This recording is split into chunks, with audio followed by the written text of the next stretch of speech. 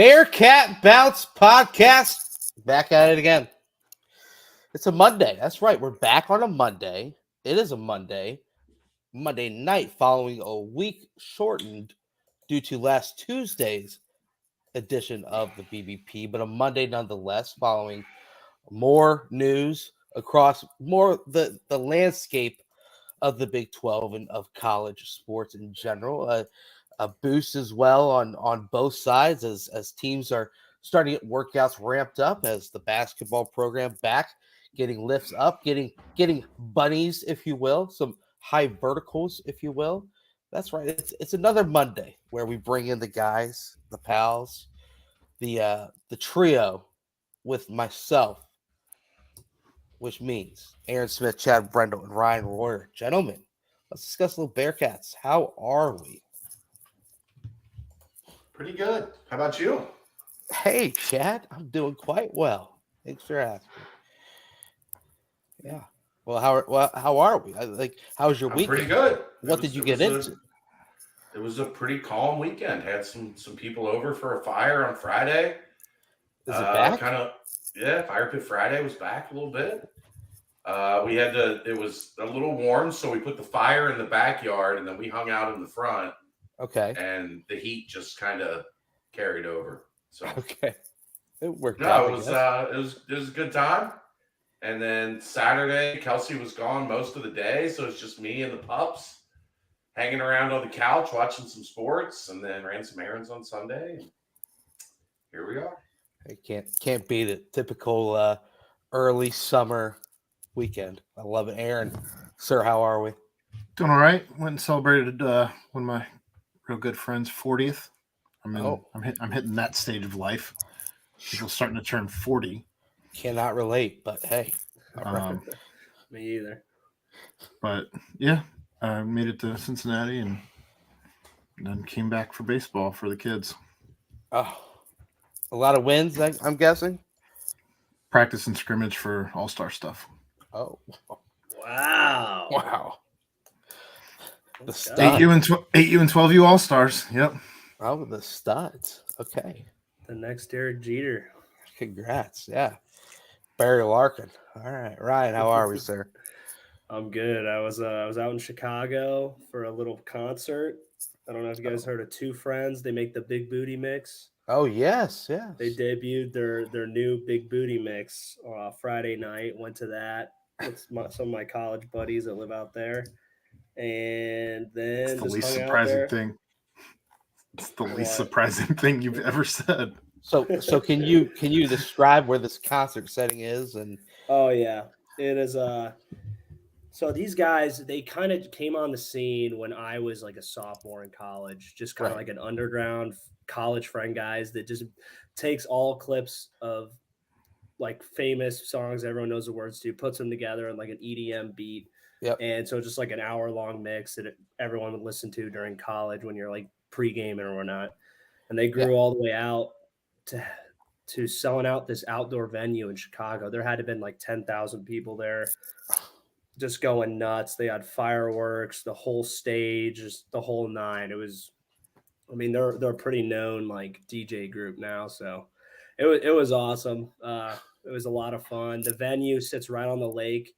It's right next to Soldier Field, which was the Taylor Swift concert going on at the same time. No way. So it was a nightmare getting in and out of there. But it's just, imagine just looking over the Lake Michigan and just right on the edge of the water. It's really cool. That's sick. So I feel like they took the Power Hour idea and just kind of ran with it, you know? Yeah, something like that, I'd say. Minute or two clip, get a little EDM in the back. I mean, I've listened to the Big Booty Mix. Don't get me wrong. But, yeah, there you go. Okay. Got to. Would be fun. Yeah. I was actually in the Queen City yesterday as well for a little wedding. Shout out John and Chelsea. It was a fantastic time. They're at the View at Mount Adams. It was the Bearcat showed up. I've never seen a crowd get more amped when the Bearcat walked in the door. You know, the people were hitting the gritty left and right. I mean, it's as Cincinnati as it can possibly get. But you know, it was a good time. But back and ready for another week of Bearcat content, baby. So can't quite complain. But the thing is this, sometimes if you go all out at a big booty mix concert, or or like maybe at a Sunday wedding, or even checking out your all stars out there on the diamond, you might get a little run down, a little worn down. Cars can get run down and worn down as well.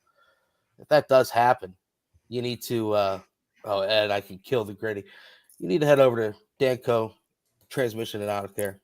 Tell Danco Joe we sent you. Chatty B, Aaron, Ryan, myself, BBP, Bearcat Journal, to get you hooked up. 10% off your next service, or $10 off your next oil change. Danco Transmission and Auto Care. Love you, Danco Joe. Love you.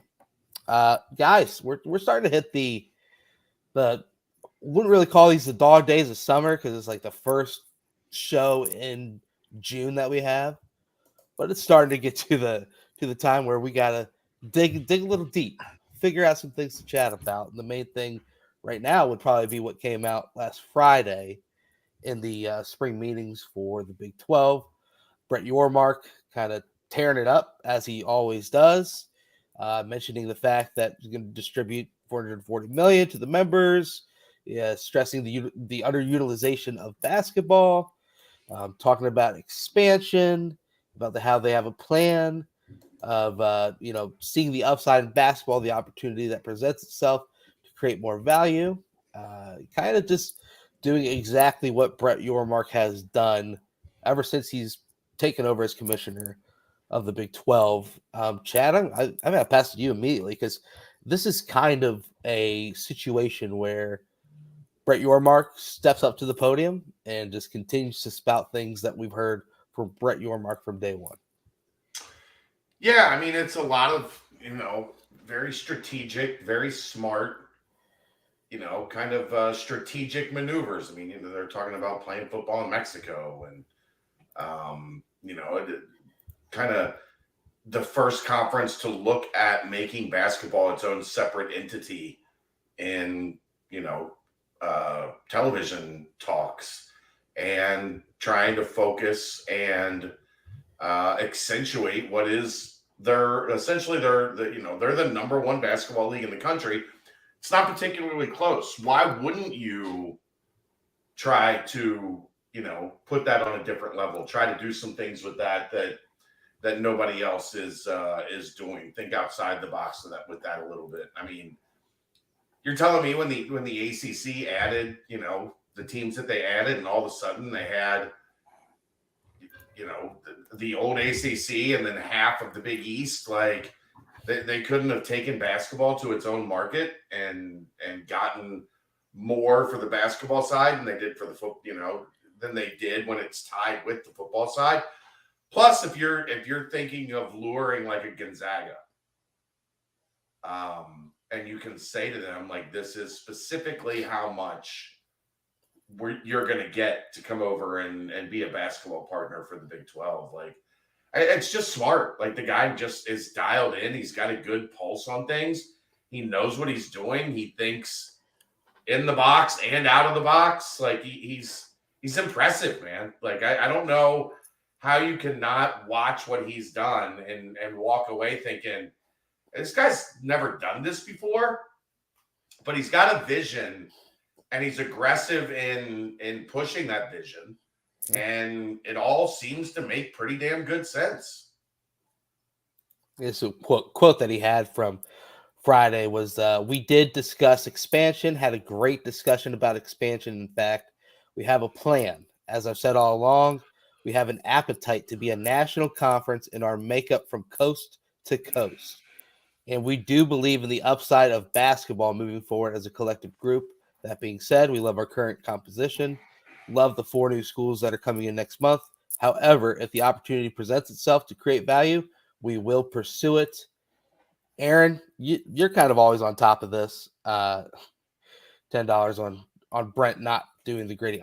I mean, I tell you what, this little kid was doing the gritty all last night, and I started doing it, and I was kind of feeling myself. I was like, ooh, I think I'm kind of hitting it pretty good. I'm grittied out, man. I've had enough of the gritty. I'd be perfectly fine never seeing a gritty the rest of my life. A Chris, know that might pain some of the Bengals fans with Jamar. If we could just keep Just it to let Jamar do it. Just like Jamar Yeah. can do it. It's fine. or Jay Jefferson. Those two. I mean, but a crisp, clean, gritty. There's not much else that tops that. I mean, it's beautiful, beautiful. But There are a lot of things that top a gritty. I mean, Big maybe Booty 23, Chicago, Illinois. Maybe the stanky leg. You know, who knows?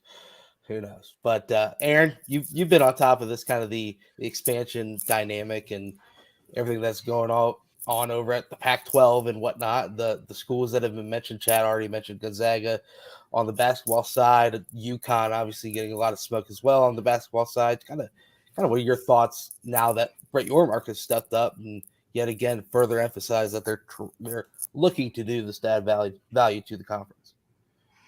I mean, I haven't seen Brett Yormark miss yet. We have yet to see that. There are some things still that haven't quite played out, like playing in Mexico or potentially adding a school like a UConn, like a Gonzaga, like a Colorado, which those three right off the rip, I don't care for any of them in the Big 12. But that's my take. But again, I haven't seen him miss yet, so I don't know. Just because I don't like it doesn't mean that it's not a good move for the conference. So we'll see. We haven't even seen Cincinnati get in officially, and we're already talking about expanding more. I love how people are still talking about the ACC somehow getting out of their GOR and all of that, even though I think that's just all hypothetical until we see somebody figure out an out of that GOR, because that's, again, from all indications, that's pretty ironclad. I saw people today saying that because Apple's big news conference was today, that Apple would have, if they were going to save the day, they would have made an announcement today at their big news conference, and there was nothing. It was a $3,500 virtual reality set. Just in the regard of them being involved in any type of media deal, right. Revolving around any particular conference, largely the Pac-12. So I don't know that I don't see the Pac-12 coming anywhere near what the Big 12 money is right now. I don't see the ACC getting out of what they're in. They're horrendous 15-year deal. And I think that Yormark is trying to nickel and dime his way to getting as close as he can to the Big 10 and the SEC. And right now, you have to feel good as a member of the Big 12, the way that he's been able to just maneuver the waters already in getting this conference to where it already is, and having a renegotiation on the table here in the next 5 years before the ACC will have they may end up with two before the ACC's deal's even up. So yeah, I'm excited. Well, this is one. Like, they just got one in the new ACC deal. They might get three. They might be on the table 3 times. That's outlandish. That's like, playing Mario Kart on expert mode, and you're a little tipsy. Just chess and checkers, I mean, triple lapped, baby, triple lapped. Would you guys be able to go out on the whim that he is the GOAT of commissioners right now? I mean, we'll see. There's still a lot of ground to make up. But well, the Big Ten has a new commissioner, so we don't know really anything about him yet, as far as what he can or can't do. Greg Sankey Greg Sankey runs the show. Klyakov has shown himself to be a giant nothing burger. There's a lot of poop on that guy's leg. He just keeps doing it. Yeah, what is it on the College Football Inquirer? They say that they're going to get the gas station TV is going to be where they're going to broadcast their games, the Pac-12 games. I mean, it is pretty appalling what's going on over there. And obviously when you have so many just rumors and stories fluctuating about Colorado jumping ship and Arizona potentially jumping ship and other schools just considering it, it's hard for anyone to put pen to paper and lock anything down if there's uncertainties on both sides of it. So the Pac-12 is a mess, and if the Big 12 can benefit because of the mess, then That's only an advantage for Brett Yormark. Ryan, when you come back, I got a question for you. But Chad and Aaron, thoughts on the revenue distribution? Obviously, it's a number larger than what Cincinnati has ever been used to, and one that was kind of expected. Obviously, just due to past trends, but got to be pretty exciting to hear and see that that's going to be something that comes to fruition. Yeah, I mean, now you're allowed to start kind of budgeting, right? Yeah. You're allowed to kind of figure out, okay, this is the vicinity where we know, like, this is what we're going to have to spend. This is what we're going to have to market with. This is what we're going to have to continue to upgrade facilities and continue to kind of do work internally that they haven't been able to do because the money was never really there. So, yeah, it's right around that range that we kind of have been hearing.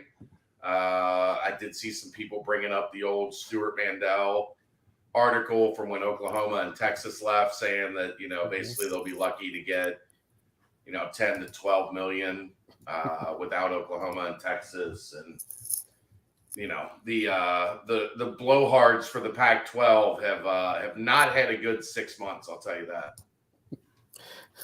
That's for damn sure. Aaron, anything more on that beautiful, beautiful dollar amount? No, I mean, I guess there was a report that came out that said Cincinnati was one of the top 25 teams that was in debt, according to their sports. And I don't recall what the name of the article. Well, yeah, they just spent They're spending $300 million on facilities. Well, and I guess the point I'm getting at is I don't know how much of that is right in the beginning of the NIL era.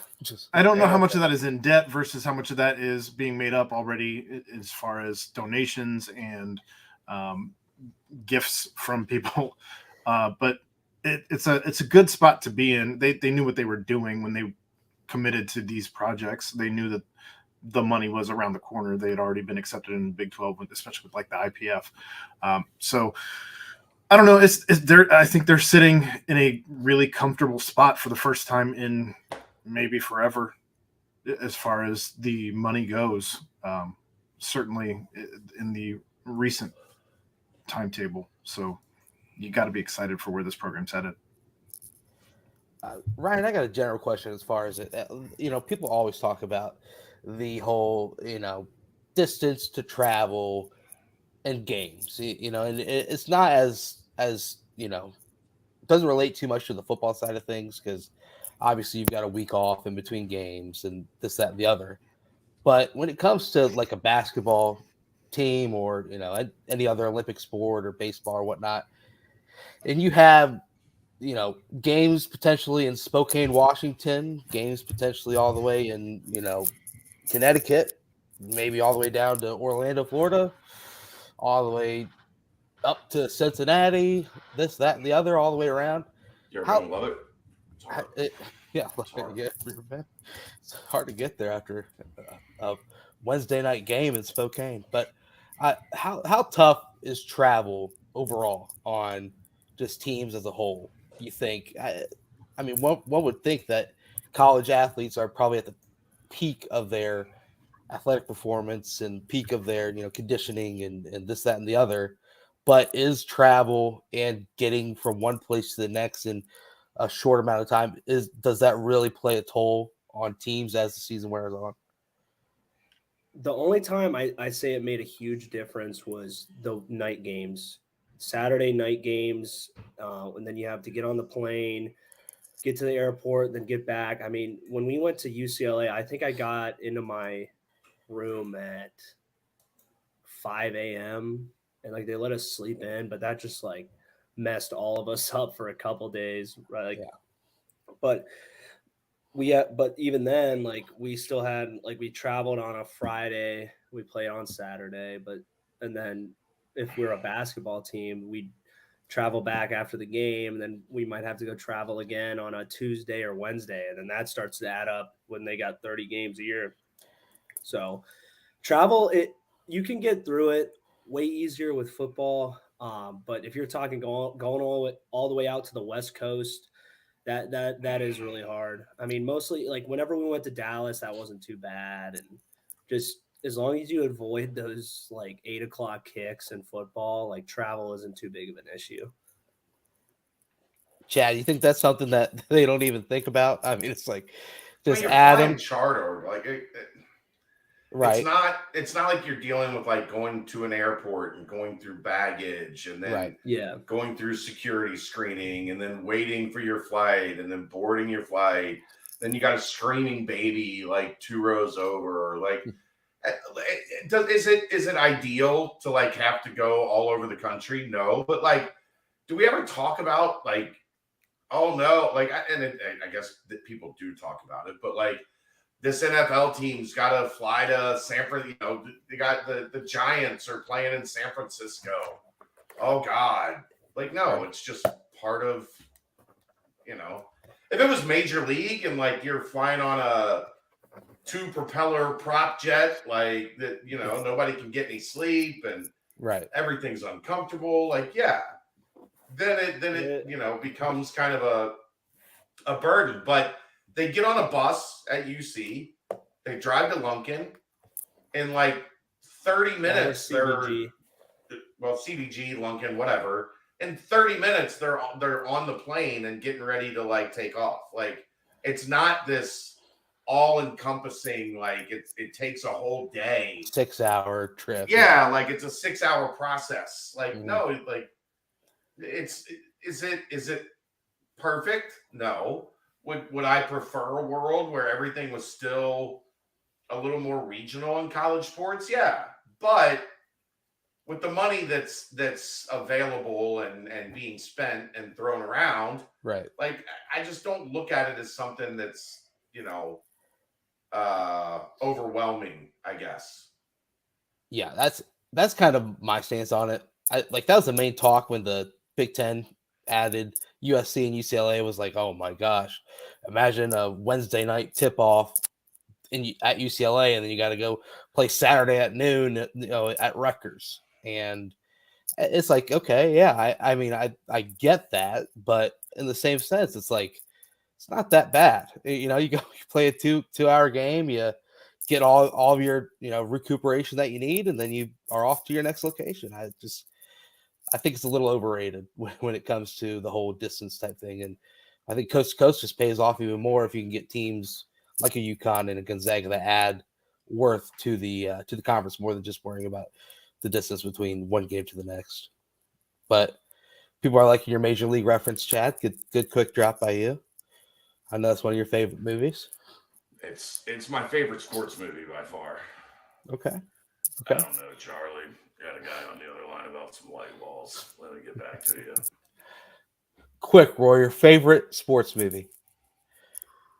Friday Night You Lights. may run like Maze, but you hit Oh, like shit. or I guess Rocky. I really like Rocky. If you count Warrior, I think that's my favorite one. Okay. That movie's badass. Friday Night Lights, Rocky, Warrior. How about that quick change of events?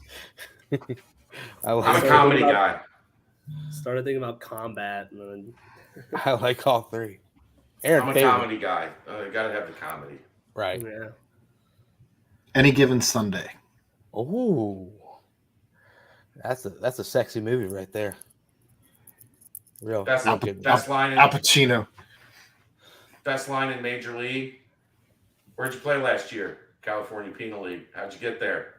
How'd you end up there? Stole a car. There we go.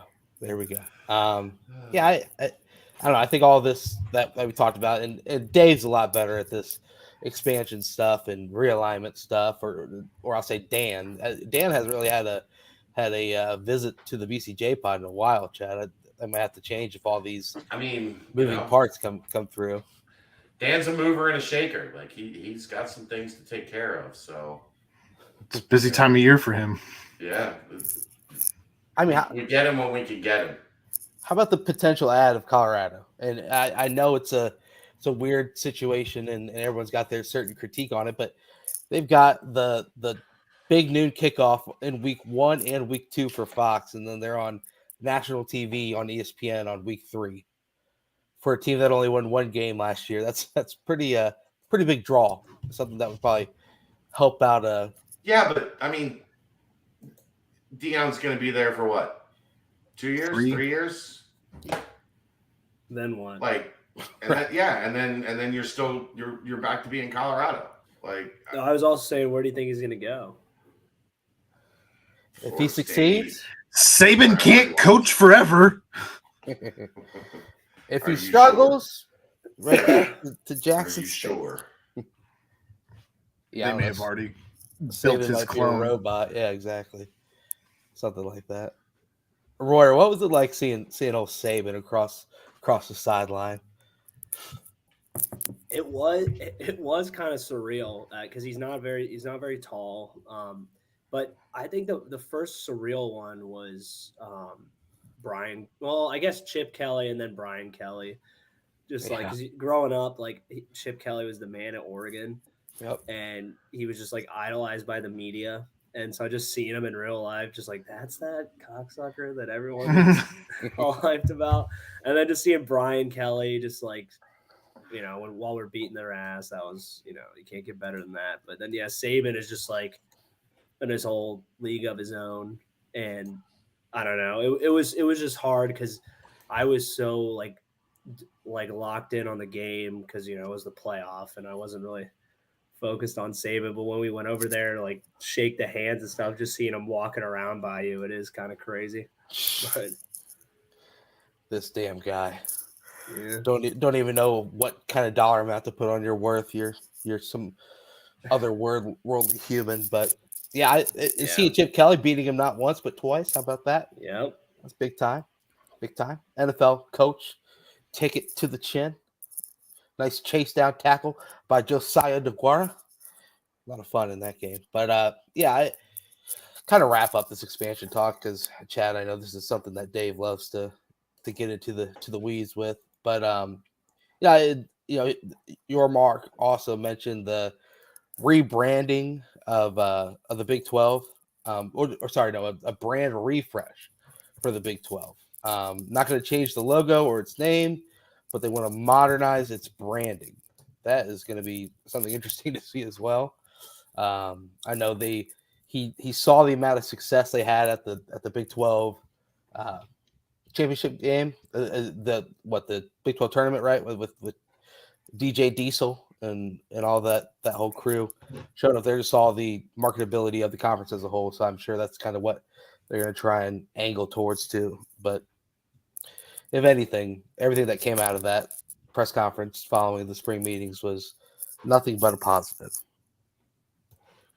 Is that a timestamp cue that you're hitting me with there? It was a bit of a lead-in. If anyone had any closing remarks on the stealing of Dan Simon's thunder, if you will. And then, I guess I just don't understand what a brand refresh is. If you're not changing the logo, you're not then what are we doing? You're not changing the colors. See what it is. It might be something that we're like, oh shit, that's brilliant. That's what this guy does. It's just it was a strange thing to even put out there. I don't understand. Rock Nation gonna get it vibing. Make it happen. All right, that's the Quick Paper Supply timestamp. Quick Paper Supply, your local and family-owned restaurant supply company for all your non-food products. Quick Paper services over 150 restaurants with weekly low minimum next day deliveries, providing a wide range of food service products from to-go containers, cups. What are we doing? Custom printed products, eco-friendly, and much more. They also have cleaning and restroom supplies for all your janitorial needs. Call Nick 513-470-2029. Reference Bearcats for 20% off your first month of purchases. Boom, baby. Quick Paper Supply time. You guys want to go into basketball or football now? Did you see the Travis Kelce thing from the White House? No. So funny. That man knows no boundaries. So this is exactly. So they're doing like the jersey thing with Biden. And they're off to the side and they're giving Biden the jersey and the podium is empty. Right. So they get done with the Biden thing. And of course, Travis sees an open mic and starts walking towards it. And Mahomes intercepts him right as he gets to the podium and walks him back to where the team is. Like, no. We're not doing that here. you're not getting on the mic drunk at the White House. Like, let's calm down, Trailer. Yeah, I just watched the video. Aaron, like you said, he knows no boundaries, man. No boundaries.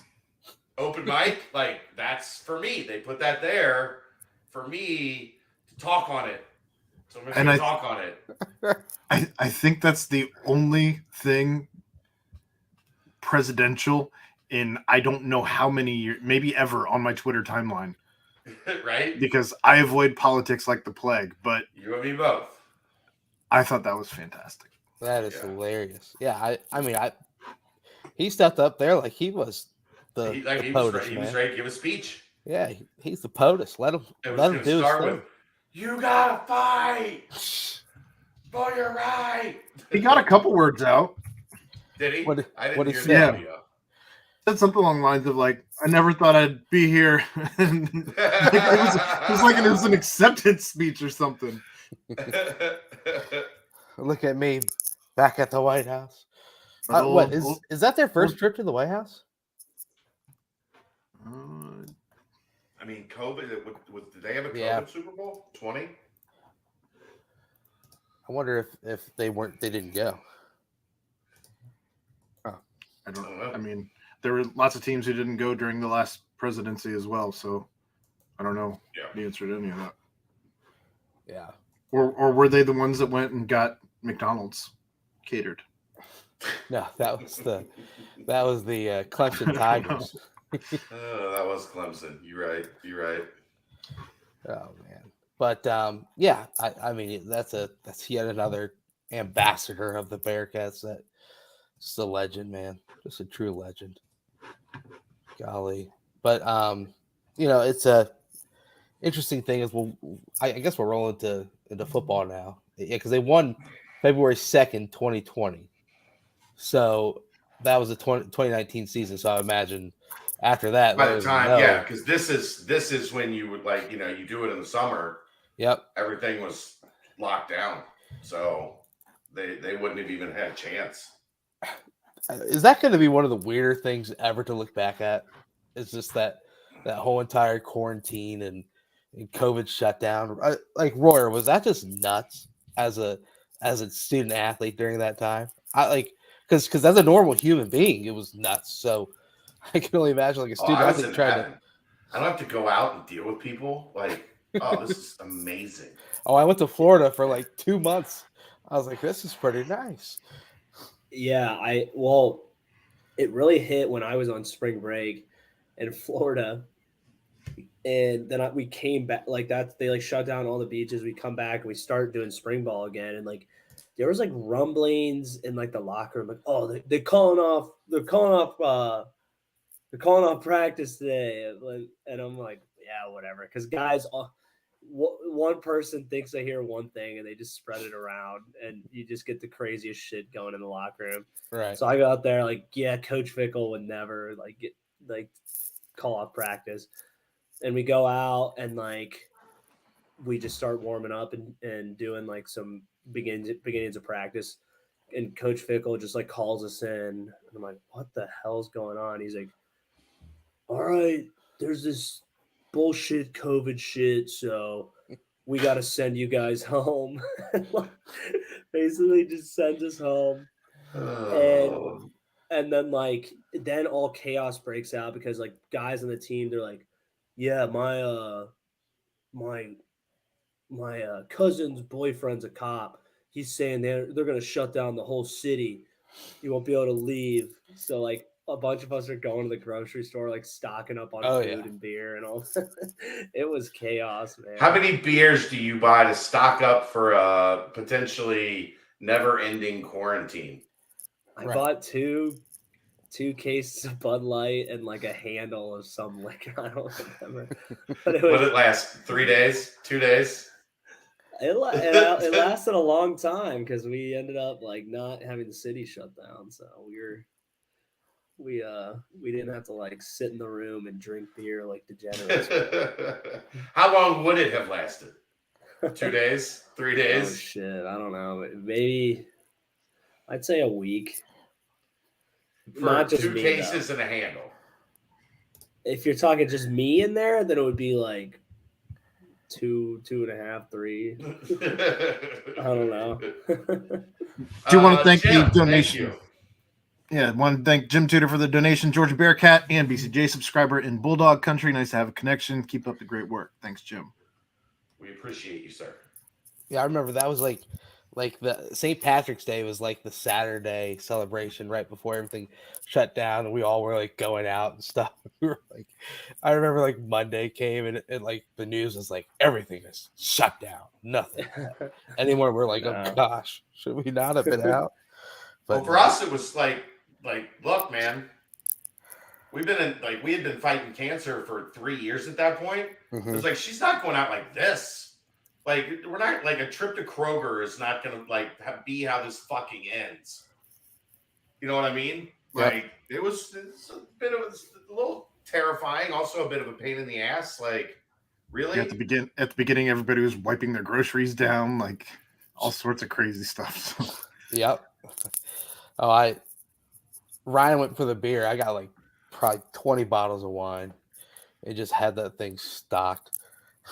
It lasted a week. Yeah, ran out pretty quick. I had to go to the store and do it again and wipe down every single bottle with spray and shit when we got back. Monday, they were like, weren't you just here Thursday? And Brent's like, it was the weekend. No. We did a wedding online. Different mask, man. That wasn't me. We did a wedding online. That might have been one of my top 3 punchlines in this history of this show.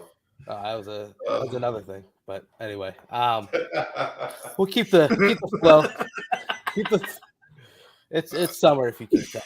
We'll keep the flow with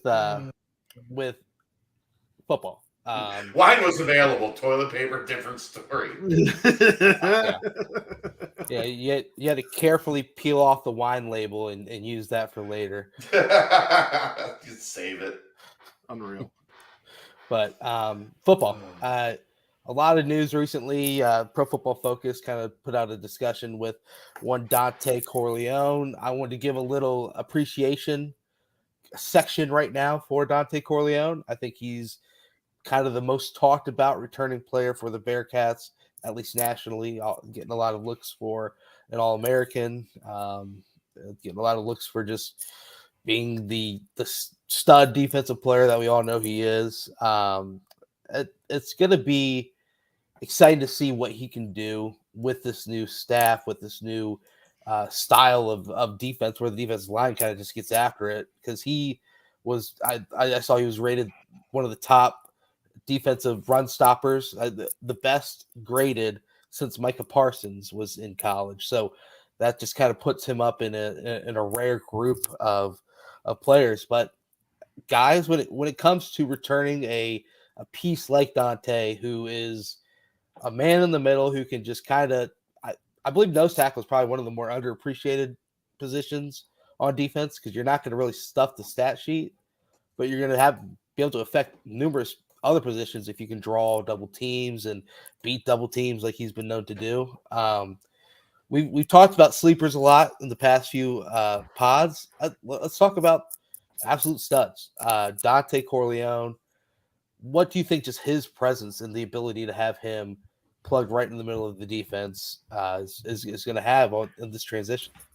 I think nose tackle right now, and we'll see if Royer agrees with me or not, but with the spread, with everybody trying to go like this offensively, having a dominant nose tackle is maybe more important now than it's ever been.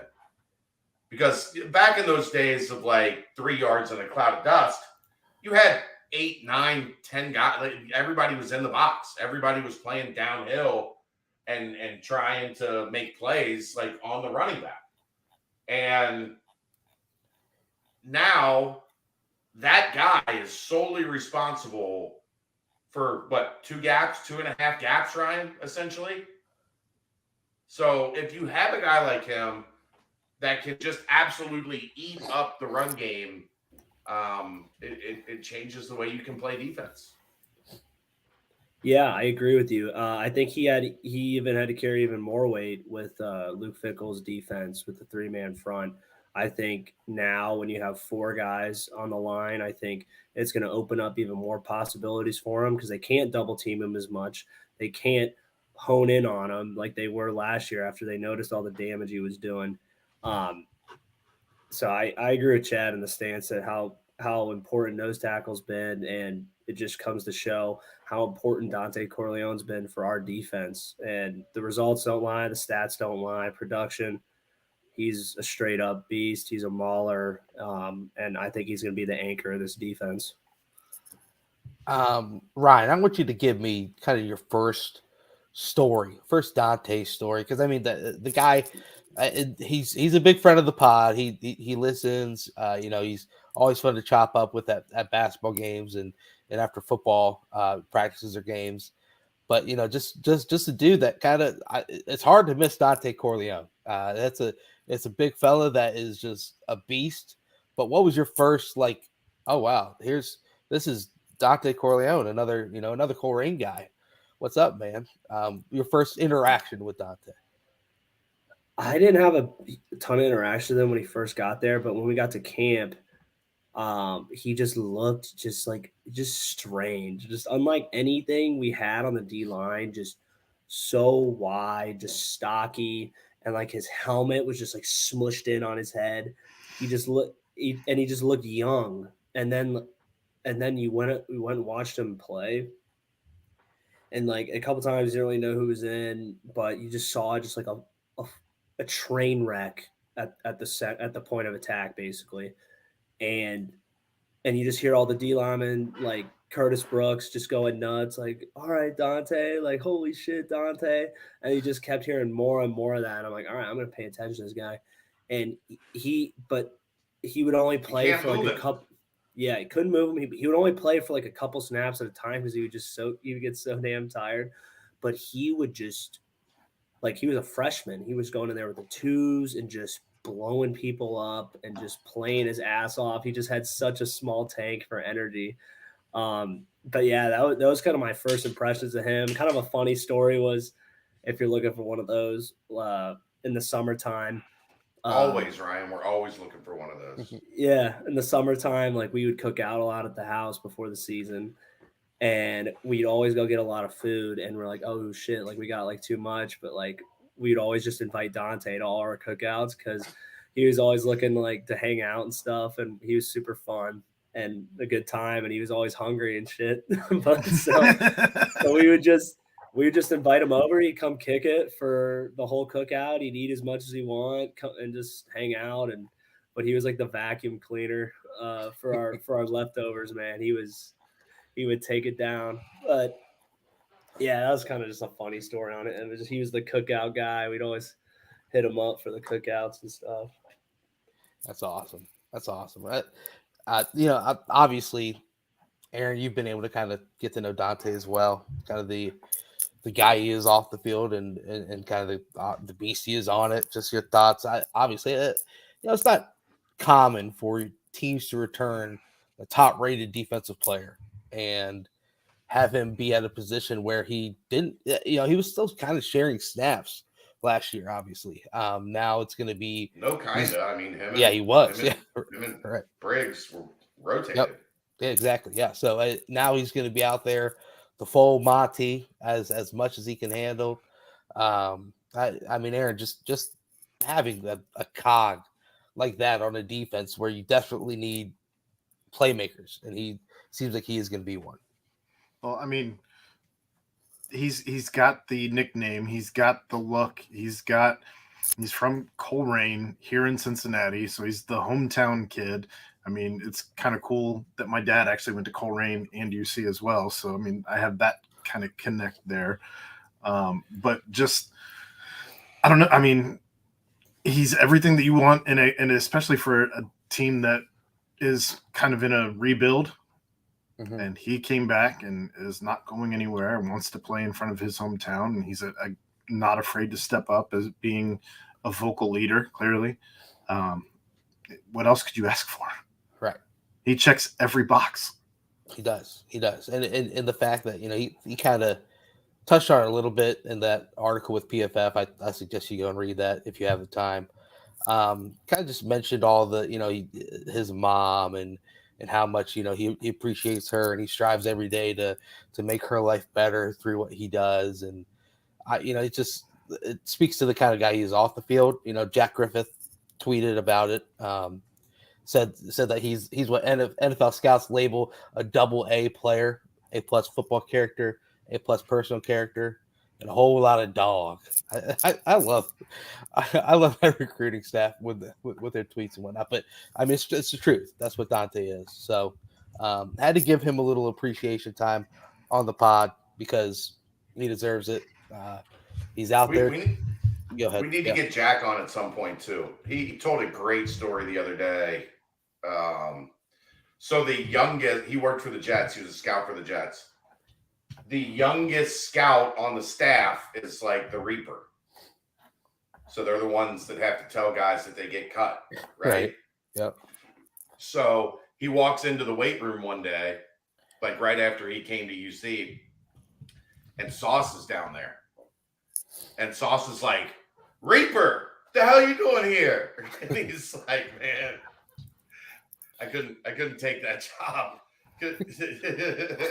Couldn't deal with being the guy that had to let people know that their dreams were coming to an end. So I'm going to college route now. But could you imagine Sauce just seeing the Reaper come into the weight room? Like, oh, yeah. How's this guy doing here? Well, and that's the first I know I'm not cut. Yeah, Sauce. Anywhere. Wait a minute. I thought I did really well last year. What's going on? You came all the way to Cincinnati to see me? But no, tell me how well I was doing. Right. Speak praises. But yeah, I mean they all just seem awesome. I'd love to have them on the pod, chop it up, just get those stories. But yeah, Dante is exciting and he's crucial for the success of the team next year. So that'll be something to watch. But crucial for the future of the program. Chad, this weekend, pretty massive official visit list. Is this kind of what Khalil House is a major offensive line target that'll be in attendance? Yeah. Kel Woodburn, obviously a commit. Jaquan Shanks. I mean, the list goes on and on of the amount of players that are going to be in town for an official visit this upcoming weekend. Is this kind of the one that the staff is kind of pinned down as that, every summer they've got that really big official visit and kind of go all out for like the previous staff did? Is this kind of I mean, that's just kind of standard. You have that one, like your first visit weekend of the summer now. It used to be later, like before the calendars changed. Right. But now like that first visit weekend of like late May, early June, you've been working for months. Like this is you put it on the calendar early. This is the day we're going to have all of our primary targets in town, our commits in town.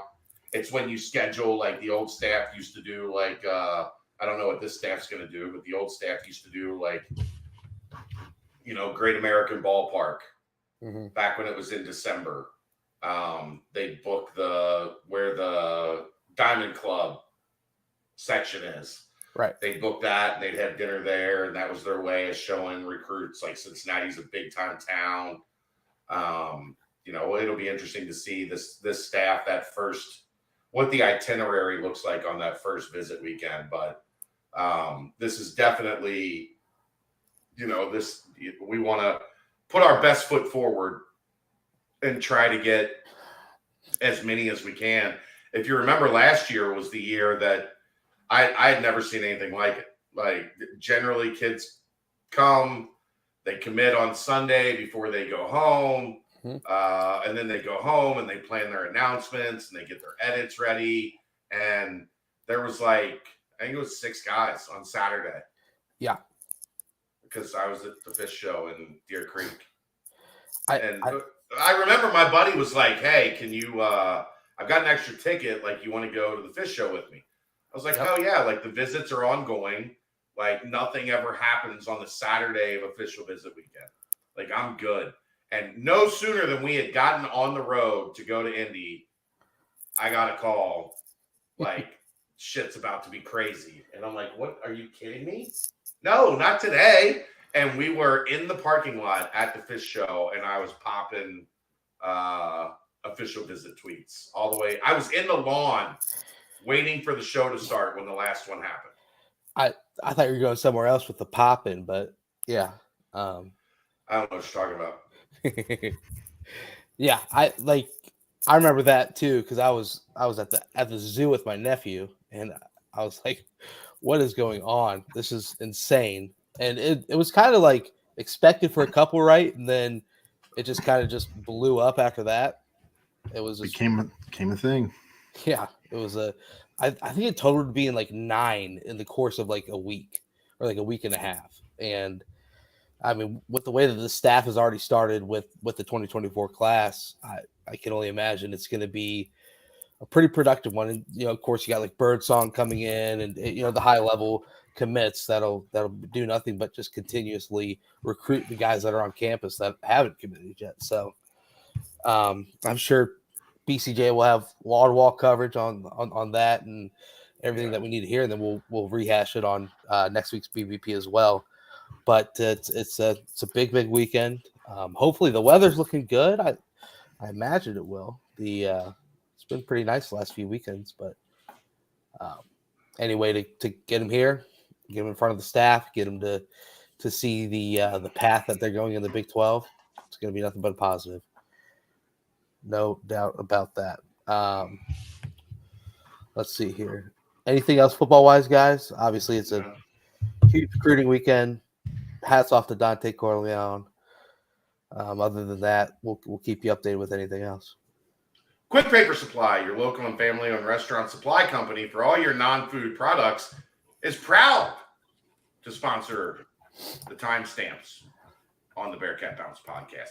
They service over 150 restaurants with weekly low minimum next day deliveries, providing a wide range of food service products from to-go containers, cups, custom printed products, eco-friendly, and much more. They also have cleaning and restroom supplies for all your janitorial needs. Call Nick 513-470-2029 and reference Bearcats for 20% off your first month of purchases. Boom, baby.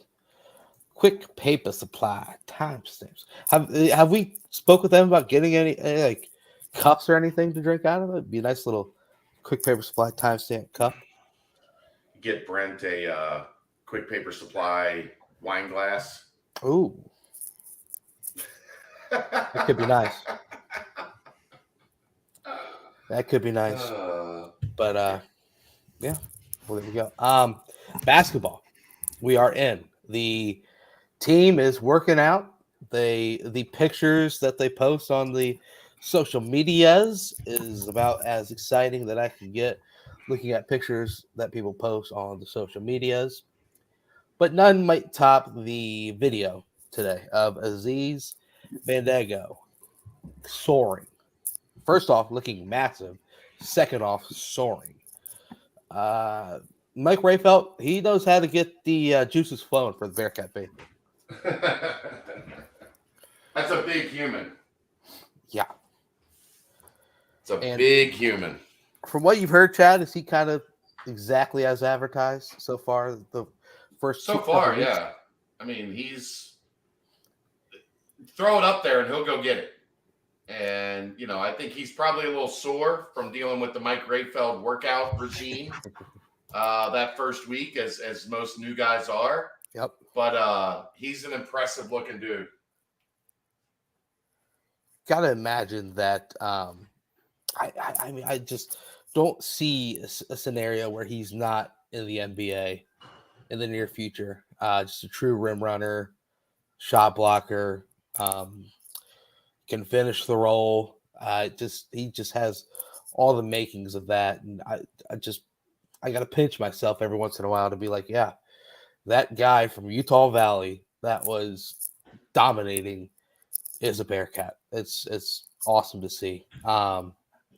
But yeah, that video of him getting up soaring, then obviously the other pictures of the guys just working out and whatnot is exciting to see. But Chad, it's not quite birdie season, but if you were to hear a pulse or get any inclination on how things have been going on the basketball side of things, is there anything that you've been hearing at all?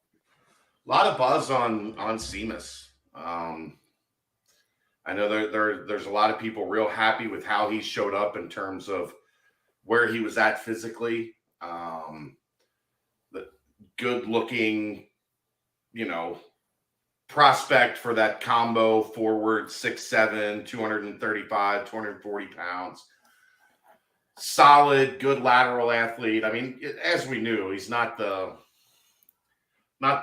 quickest, bouncy athlete, but I've heard there's been a lot of positive reviews on how well he moves laterally, how they think he can defend in their system, and a lot of optimism for the way, just because of the basketball IQ that both of them have with him and CJ Frederick when they're on the floor together.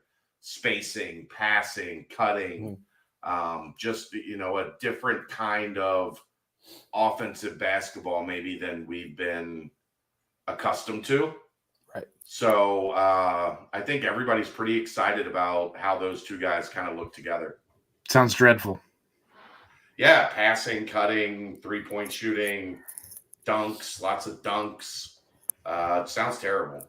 And then, go ahead. No, you go. And then Jameel Reynolds is an aircraft carrier. That is a giant human being. I've seen him on campus a couple times. Saw him Thursday when they had their first football camp on the 1st. For somebody that size, yes, he probably needs to continue dropping some weight, but he doesn't carry it poorly. When you hear somebody up in the 275, 280 range, you think of kind of fat. Right. But he is just his shoulders are just he is just a huge dude. And I was pretty surprised to hear he's a legit 6'11" in socks. That's to combine that frame with that size, who. So how would you compare him to a Coriante DeBerry? He's bigger. Which is crazy. He's bigger. Or his hand's bigger. Corey's, no, I haven't shook his hand, but I can't imagine that they are. But I can't imagine that they're small. Right? I can't imagine that they're not massive. Right. It's refreshing to hear the ability to kind of space the floor and passing ability. The other thing about Jameel, he can shoot. That's maybe been the most surprising thing I've heard from people talking about him. Mm-hmm. He's got a nice touch out the 3-point range from everything I'm hearing. Now, do you want him to be a volume shoot 6 threes a night? No, but right. If the offense calls for it and you move the ball well and he's got an open look, I don't think anybody is gonna give him the red light. If he's making them, let him shoot 6. Keep shooting them. Who cares? That's the thing with the whole 5.5s and potentially 0.4s on the roster, is the fact that if you can get Vic and Jameel kind of in a bit more of a hitting down an open look to keep their defender at least honest. Even Aziz, he hasn't taken a lot of them, but he's shown he can make them when he gets them. Right. Oh, that shot is funky, but I mean he's made them. He's made. He 3 looks like a snake coiling before it attacks. Right. Exactly. Ah! It's like he right. But when you're 7'1" with 7'4" wingspan, it's not gonna look. Right. It's not gonna look smooth. You gotta contort. Vic can shoot, especially out to 18 feet. I think he probably needs to continue this summer, getting more consistent, more comfortable out to the 3-point line. But Vic's got a nice touch on his shot. It's just a confidence thing. I mean, the funny thing about Vic is you think about it and yeah, sure, he hasn't really made too many threes in his career. He's only made 3 of them. But if you think back to the 3 threes that he made, he had a big one against Xavier in last year's crosstown shootout. And in his first year playing, he had a massive one at the end of the first half at home against Houston. that kind of, capped off kind of a comeback run that the team had. Also hit another one against Memphis at Memphis that kind of kept him in the game. So I like when he shoots it confidently, it looks good. And Chad, you and I have mentioned a couple times that he would just shoot a bunch of threes during the year that he sat out, during the COVID year. And for the most part in the pregame, they were falling through the hoop. So I think that Wes wants to have that be the next evolution of his game, and if he can do that, I mean that's huge. But having the ability to space the floor with Seamus and with CJ and potentially with Dan as well, if he can get that shot kind of dialed in, it's going to only open it up for the downhill attacking point guards that they have, and then of course the other plethora of bigs that'll be patrolling the paint, if you will. So need that spacing, but it's good to hear that the size is absolutely legit. Chad, can you remember, or Aaron and Ryan, that at the college, like a Cincinnati team with this amount of size? I don't think that it's ever happened. I can tell you who they remind me of. Let's hear. Remember that 2012 Florida State team that UC beat to go to the Sweet 16? Okay. I remember walking out to that game, like pregame for that game in Nashville, and just going, "Oh my!" Like they're gigantic. Mm-hmm. Like I think they actually didn't they have a dude that was like 7'3", 7'2", 7'3". Well, they had that Bernard James. He was 6'10", and he fought 6'10". like he did huge. 2 tours in Afghanistan. Right, exactly. He did. Could you imagine? I cannot. No. They're right. Actually, their starting five was 6'5", 6'3", 6'5", 6'8", 6'10", but they had 6'11", 7 foot off the bench. So yeah, I mean, they were just like in the. I'm just talking about when they were like shooting around, right, and doing their pregame warm up. It was like, my God. And Jaquan Parker was the 4 for that team, so it was like they literally looked like they came up to like the breastplate of Florida State's front line, except for Yancey. And that was a monstrous Florida State team. That's kind of like seeing how, and maybe even bigger, like across the board. If you look at this, like what UC has right now.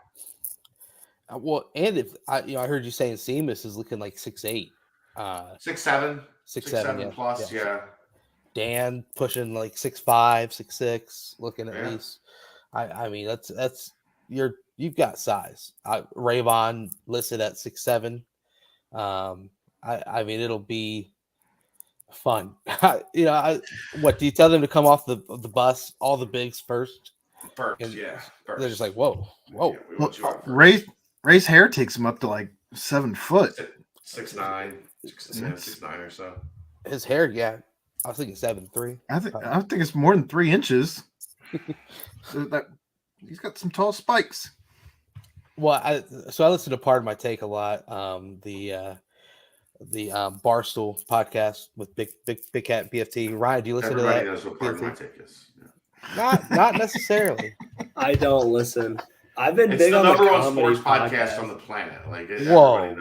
Don't disrespect New Heights. But anyway, the thing that they're saying, and I don't know if they're making this up, but it's kind of smart. Is like they're saying people are starting to measure height by like where your eyes go, like measuring height from like how tall your eyes are. So because like your forehead doesn't matter outside of that. So I don't know. It's an interesting tool. We'll see. Peyton Manning would like a word. Right. Exactly. That's really weird. Him and his 5 head, but anyway. 7 sometimes, yeah. By the end of his career, maybe 8. But yeah, this team obviously has a lot of size, a lot of ability to really get a paint established. Chad, anything you've heard on Drizzler Day? I think that'll probably be the main storyline that people will want to. Yeah, I mean it's still early. Like those two are just kind of getting situated and settled. The biggest thing I've heard is they're both super competitive, right? And they're going after each other, which is good.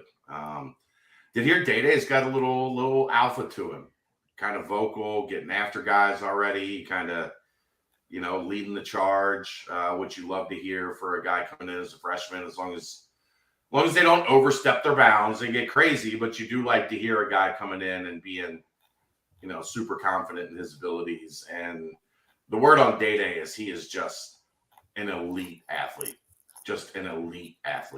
So from what I've heard, both of them going to need to get a little more game ready on those jumpers, especially from 3-point range. Can be a little flat at times, and that's going to be kind of, at least from a perimeter shooting perspective, working on getting them a little bit more lift on their shot, because you can, with as explosive as they are, you can rise up from 15 feet and shoot that puppy in. Right. You got to have a little bit more touch from when you back it up another 7-8 feet. So yeah, we'll see. Yeah. Obviously it's young. Yeah, early in the summer. Birdies will be out tweeting more than they are up to this point, but it'll be a fun summer because, as have been mentioned numerous places, there's been a lot of turnover within the past few seasons, but not the amount of turnover with the excitement that this season has. I mean, what did we talk about when we went into this offseason, and they had already done some of that with adding the 2 point guards that they did, but it's time to start adding some top of the roster guys. Yep. You're in a position where you lost most of the top of your roster. Mm-hmm. And you needed to go fill it with a new top of the roster. Right. Transfer portal allows you the opportunity to do that. And if things go as planned, that's what they did. Oh, by the way, all indications are that CJ Frederick can, in fact, really shoot the basketball. Oh, is that confirmed? Yeah, that's been confirmed from my sources. Yeah. Okay. Twiddle. That's a good birdie right there. But good confirmation as well. Good to see that the return to the Cincinnati area didn't really affect the shooting touch. It maybe enhanced it, maybe, if you will. So we'll see as that story trend continues. But outside of that, it's also good to see Mike Rayfeld also posted the first Monsters of the Week, and it was Odi Oguama and John Newman. So even though we mentioned all of these new faces and whatnot, new names coming in and having their effects, it's good to see Odie and John kind of setting the standard, is what Rayfeld said it as, and being the Monsters of the Week. And so, you mentioned all these like Kentucky teams that have the one and dones. The best Kentucky teams were the ones that had returning players that kind of quote unquote set the standard. So if you're able to mix that together with this new portal era, that's something to have some fun with. Also, with Jason asked, is CJ completely healthy right now? I imagine the whole team is healthy for the most part up to this point. Yeah, CJ's his problems last year weren't amazing. He broke his ribs on a camera. Like, that's not a nagging injury. That's just, once you don't have a broken rib anymore, you're okay. But when you still have a broken rib, like for a shooter, it's kind of difficult. Yeah. So yeah, he's good to go. Just bad luck. My understanding is everybody's been, green light in workouts, ready to go. So at least, knock on wood, for the early summer, that's where you want to be. Knock on wood. Another thing regards to the current team is the addition of Josh Leffler to the staff. Had success as John Hopkins head coach. Obviously has had a lot of coaching experience up to this point. Chad, you were able to meet Coach Leffler today. In addition, spoke for a brief moment. Right. Yeah. Reaching, you've got to reach out and introduce yourself. Yeah. Say hello. Of course. And this kind of ties into what you were mentioning with Drew Adams on the BCJ pod last week. Just kind of all the new changes that are coming with coaching staffs and whatnot. What's your early indications, early takes on Coach Leffler addition to the staff? Seems like pretty intense. Like I said, it was a brief interaction. Right. Well, Seems just like overall, pretty intense, pretty intense, dialed in guy, which That's a role that Mike Roberts kind of filled on the previous staff. So it's I think this was day one or day two for him. So just up to him to make good relationships with the players and understand and find exactly what his role is and find some value in it. But yeah, so impressed with a quick first impression, but I'm sure hopefully get to know him a little bit more as time goes on. You mentioned Mike Roberts. Obviously, the news is matriculated at this point about his no longer being with the program and whatnot. I don't know if there's any more details on that. Obviously, Nope. yeah. So Next, right. So he had one of his duties was the scheduling. So as of right now, it looks like the schedule's kind of in it's in its early stages, if you will, or at least the early discovery or release stages of Detroit Mercy November 11th, NKU November 15th, at Xavier December 9th, versus Merrimack on December 19th. The Dayton game downtown is that I'm not sure if that's. I'm hearing it's still not official. That was Right. what pisses me off about when John Rothstein does that. Yeah. Don't report something if a contract's not signed. Like He's the worst anyway. Yeah, there's one. It's okay to just have all the facts instead of something's expected to happen. Well, what expected means is it's not done yet. Do I expect it to happen? Yeah, but it's not done. When it gets done, then that's when you report something. Right. Don't report something, that's not signed, sealed, and delivered. That shit drives me crazy. I think that'll be a mid-December game, as the finishing pieces get put in place. And then Eastern Washington was also mentioned. I think Eastern Washington and Detroit Mercy are part of the MTE. Yeah. It's going to be UC is going to host both. Ole Miss is going to host both, but UC and Ole Miss don't play. That doesn't make any sense to me. MTEs now, it's above my pay grade. Yeah. So obviously that's not enough games to fill out an entire schedule. So it'll be interesting to see who kind of takes over that role and what. I think it'll probably be by committee at least right away. Right. I think Jake Thielen helped out Robert's son with that process. Okay. So I could see him having a role, and then Wes obviously will probably step in. Dollar's got a bunch of connections around the country, so that's what games usually come down to: is somebody's got a connection to somebody's staff, and you work it out. Well, and as we saw during the COVID era, you can literally schedule a game in the snap of a finger. That is not how it goes in normal times. I know. I know, but I'm just saying if two sides can. That would be fun as hell, though. Think about if everybody left 3 games open on their schedule. Right. 2 games open on their schedule. They just had to fill at some point in time in November and December, or maybe even February, just to. Or if you're going to be ridiculous with your football schedule and only, play 8 conference games, leave 1 open to actually schedule against an opponent who is worth a shit instead of Alcorn State. Aaron, it means more, man. Come on, dude. Fuck out of here. They're in a league of their own down there in the South. But, yeah, I mean, obviously it's going to – more news will come out about the out-of-conference schedule. I think Kansas already released their – out of conference schedule, so things are going to start forming, and you'll see it probably within the next couple of weeks or months. I don't know, but something to continue to watch there as they continue to fill out. Either way, it's gonna be exciting to see who eventually. Because you have to imagine they've got to schedule some sort of away game. It's every game right now is right there within Cincinnati, so. Who knows? If not, you got the Big East. That'll be a beast. So we'll see. Outside of that, a couple basketball recruiting tidbits. Tyler McKinley announced that he will be announcing his decision on this Thursday.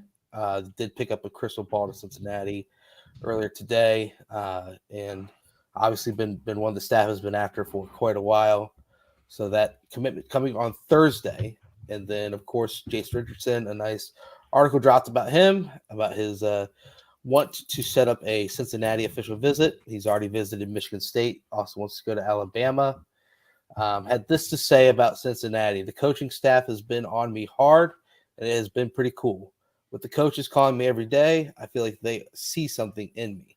They want me to come into their program and make an impact. They are making the move to the Big 12. So with them playing tougher competition, they are focusing harder on the guys they are trying to get. So obviously, Chad, you were able to see Jace. And if he, him smooth. Yeah. Aaron and I talked about it. Like, just completely in control, never sped up, never feels like he's dancing or, you know what I mean? Like, just right. The ball is where he wants it. He's dribbling to make a defense react to him and passing, like just a point guard, like a legitimate kind of modern era point guard where he can get you 15, 17, 18 points, but still have 6, 7 assists, 1 or 2 turnovers, like consummate, like you can tell. It's DeJulius. No. I mean, Dave danced. Like, Dave was a dancer with the ball. Like, in and out, step backs. Like, this is not, that's not how Jace plays. That's fair. It's more like, I was just thinking statistically where you're talking. I'm just talking about style of play, like the way he is with the ball in his hands. And that's not to say one's better than the other. It's just Jace is one of those guys that'll like get to like 12 feet and then dribble across the lane and wait to see if like a help side defender comes towards him and then hit somebody on the back, the dunk spot and he's like, you can tell he grew up with the game. You can tell he grew up with a dad that loved basketball and made a living off basketball, and he's kind of soaked it up. I wasn't sure what to expect because he is a very good athlete. Yeah. But that's not how he plays. Right. He plays like a cerebral point guard who just happens to have a dad that might be one of the 10 best, like, most explosive guys in the history of the NBA. Yep. How many dunks do you think he's thrown to his dad? I don't know. Once you get to dad age, are you still? Well, I imagine he's been a dad of him for 17 years or so. So I'm back in the day as a little kid, just tossing it up to dad. Tossing it up and letting dad go get it. Like, I'm sure dad didn't mind. It's interesting because on Peegs, I think someone posted on the board that they saw him recently and he did have some pretty explosive dunks. Well, he's coming off an injury, so I imagine the explosion's just slowly building back. Yeah, it's just not. He's bouncy, right? But it's not how he plays. His dad's game was his dad's game was loud. It was above his head was above the rim. That's not how Jace plays. He has it. He's a really, really good athlete. Right. He just plays differently. And I talked to Aaron about that first night that I saw him. He's one of those guys that you're like, man, I thought he probably could have looked to score it a little more. And then you look at the box score and he's got like 18 points. He's 6 for 10 from the floor. Right. He hit 2 threes. He got to the free throw line, and you're like, I guess I'm an idiot. Has the exact stat line that you want to see out of him, yeah. Right. Right. He just doesn't take bad shots. He doesn't get sped up. He doesn't the Dave comparison, Aaron. In that regard, yeah. Dave could get sped up. Now he's still hit a lot of tough, off balance, low percentage shots. Right. Jace is so far from what I've said, it's only a one weekend, but most of his shots are pretty damn high percentage and they go in. And another quick, not really comparison, but you look at like Bronny James didn't really fill out to the level of athleticism type as he's just not 6'8". Right. But he took a big leap in athleticism from his junior to senior year. So I imagine that'll be something as well that you see out of Jace as he continues to just fully grow into his body. So it'll be fun to watch that recruitment as well. What's the next step in the AAU circuit upcoming? So June is all high schools and camps. Right. Tyler McKinley right now is out at Pangos. Most of the top players in the country out at the Pangos camp in out west. I think it's in LA. Sometimes it's in LA. Sometimes it's in Vegas. But that's a big time camp. Flory's there. Tyler's there. Most of the elite players are there. So that's going on now. They'll go do some stuff with their high school teams for most of the month. There'll be some, I think, NBA players camp is usually in June. That might be in July now, but it's usually in June. So yeah, and then July, the beginning of the month, you'll have the Adidas, Nike, and Under Armour finals, and then there'll be some showcase events out in Vegas and stuff like that for the end of July. Boom. It's all right around the corner, man. All right around the corner. And Chad, another thing, or Aaron and Ryan, if you know anything about this, I saw Andrew Slater as we were on the pod tweet out about the staff being at this. What is it? The U.S. It's the under 16 FIBA. Okay. So yeah, I imagine they just sent someone out there to just Dollar. I mean, dollars got the unenviable task of spending a couple days in the Caribbean watching basketball. Yeah, exactly. Terrible. You know what was pretty funny? I saw Eastern Washington. I was just kind of like scrolling while we were talking. I saw Eastern Washington, and then I saw Puerto Rico, and I thought, wait a minute, did Cincinnati just get an MTE with Duke, LSU, and Eastern Washington and Puerto Rico? No. I was like, what? No, so remember last week they had Memorial Day weekend. They had tryouts for the under 16 team. Yeah. This is that. Okay. So cool. Hey, they've got their fingerprints on everything. I like it, and that's how it should be. They're not. They ain't scared. No, they are not. That they are not. But plenty more coming. Hopefully, a good week as well for news as things continue. So we'll go ahead and timestamp this one, unless you guys have anything else basketball wise, and nope. Get the move. Nope. Quick Paper Supply, your local and family-owned restaurant supply company for all your non-food products. They service over 150 restaurants with weekly low minimum next-day deliveries, providing a wide range of food service products from to-go containers, cups, custom printed products, eco-friendly, and much more. They also have cleaning and restroom supplies for all your janitorial needs. Call Nick, 513-470-2029, and reference Bearcats for 20% off your first month of purchases. Boom. Well, you're muted, Chad. Yo, Adrian, are you there? No. Oh, we got to put her on the stream, Aaron. There you go. All right, and Yo Adrian is brought to you by Low Miller Real Estate. You can reach Adrian Henson at 859-444-8159 for free home evaluations. You can also reach her via email, ahenson@lowmiller real estate. That's LOHMILLER realestate.com, or at Adrian, ADREAN Henson @iCloud.com. Boom. Hi. What's up? What's going on, guys?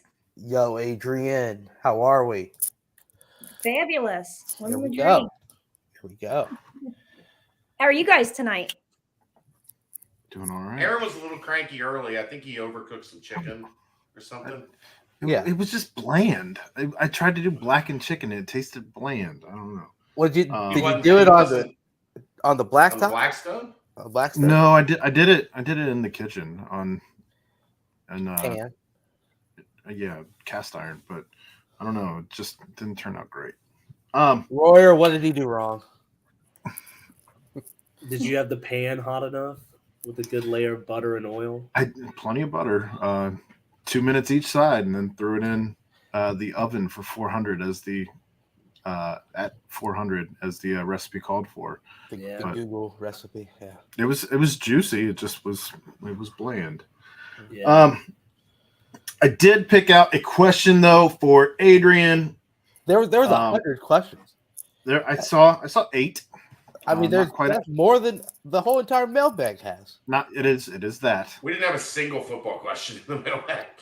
That's the first time that I can remember that happening. That's how you know that days of summer. That's how you know that things have been quiet. We've been struggling to find a nightcap topic. It's been quiet. But the one that I picked out comes from GhostDad UC13, and he asked, "What's one thing about Chad as a person today that would have shocked your younger self to know?"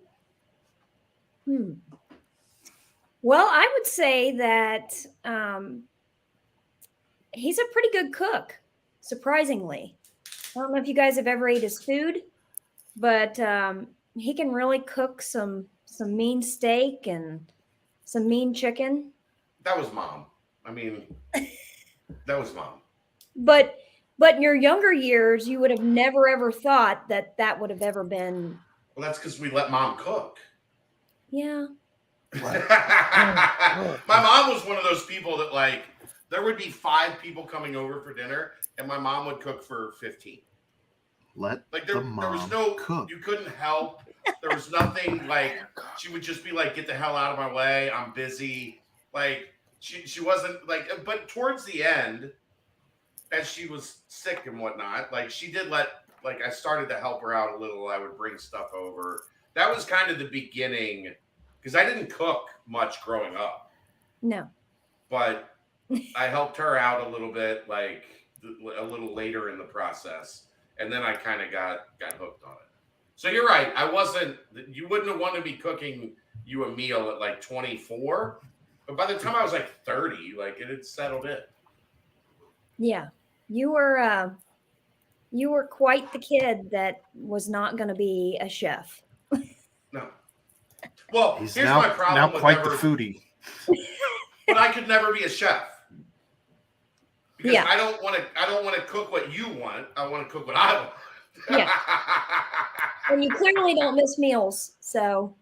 No, that's kind of, I don't eat a ton though. Maybe not now. It's still more liquid. Coming for the throat. I know. Adrian. This is the good Adrian right here. We gotta make it fun, guys. Yeah, I know. Well, I'm here for it. So Chad talks a big game about his cooking, Oh. but bye Chad. But he talks a big game about his cooking, but he's never invited any of us to even try it. He is a really good cook. Well, actually, no, I take that back. Your sliders, you did bring those. I did. And what happened to the sliders? They were eaten. I didn't even get it. Devoured in like Didn't even 2 get it. minutes. Aaron didn't even get one. Yeah. Oh, Aaron. I made cheese coney sliders. Wow. That Wow, is, hooting and hollering in the background. That's Royer's house. It happens. My guess is the Knights just scored, right, Ryan? we're a big Panthers house because of Jack Eichel. Let's go Peas. Former Sabre. He is hated by the Sabre community, and my roommates are big Sabres fans. So, Well, Adrian, there's go one Royer. last question. I was going to tell Royer real quick. You take some ground beef, okay? You put some Cincinnati chili seasoning in it. Let that all cook together. You cut up some hot dogs in small pieces. Put the hot dogs in there, and that gives you your like chili, cheese coney, like kind of vibe. And then some Velveeta to like thicken it up. And then you put it on the slider buns with some mustard. And then you put the shredded cheese on top, put the top bun on, put it in the oven, and you got cheese coney sliders. Okay. that sounds pretty damn good. amazing. They were I need me some devoured. of that. I brought 36 of them. They were gone in like 8 minutes. Pat, Aaron start showed up. Aaron showed up and was like, "Where are they at?" And I was like, "Sorry, bro." I thought about saving one bite for Aaron, but but you ate no, it. I would not have eaten I- one bite. Get out of here. I told you to What take do you one mean, bite, man? Chelsea, shove it. It was. I will stab you, Chelsea. Oh, Adrian, there. no, I'm sorry. She was over for Kelsey's birthday. She was over for a taco bar. Adrian, there's one last question actually for you, but it is regarding real estate. So we'll let you get out of here after this question. I see places for auction on realty apps all the time. What are your thoughts on auctions? Should we stay away from them or should we look into them? Any suggestions for first-time home buyers? Should we wait to buy or keep looking? Do you happen to serve the Louisville area? Thanks. I do actually serve the Louisville area. I'll even go as far as down to Lake Cumberland. The auction sites, basically a lot of those are going to be like auction.com and HUD Home Store. You're not going to get closing costs or anything like that paid when it comes to an auction, because a lot of times the bank is actually just wanting to settle that debt, and they typically won't allow you to ask for any kind of repairs or anything like that during a home inspection. You can have home inspections during like a purchase with a auction home. But the only thing is that, you're dealing with a bank directly unless you're going to use a local realtor like myself to help you get through that process. There you go. There we go. All right. That's talking real estate. It is that. And that is talking real estate on the BBP, baby. Well, we thank you once again for another show with us, Adrian. And again, you can find her with Low Miller Real Estate, 859-444-8159. Get your free home evaluation. And again, she can be reached at ahenson@lowmillerrealestate.com or at adrianlhenson@icloud.com. I did want to mention I am going to be running a referral giveaway here in the next couple weeks. I just mentioned it to Chad a little bit ago. And it's basically just going to be let's take you to the ball game type of thing. We're going to give away 2 Reds tickets, 1 parking pass, and 2 food vouchers to 1 lucky winner. I'm going to run that referral contest here in the next couple weeks.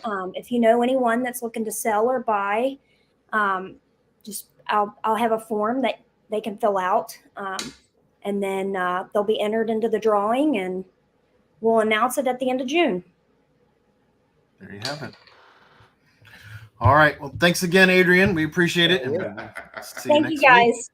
See you next week. Hey, Thank you, Adrian. bye-bye. Thank you. Calm down, Chelsea. I corrected myself. I just read it wrong. I thought you were saying like my food was like Taco Bell taco meat. And then I realized that's not what you were saying. And we're okay. Just relax. All right. I rescinded the I was going to stab you comment. Moving on. Tranquilo. So here we're going to do the mailbag, and the football portion of the mailbag is over. The basketball portion of the mailbag. Whoa. Oh boy. How big a leg up is system continuity for guys like Reed who have work to do to stick out from a pack that includes a lot of new faces? Is this more or less important in basketball than it would be in football? That's player specific. Yeah.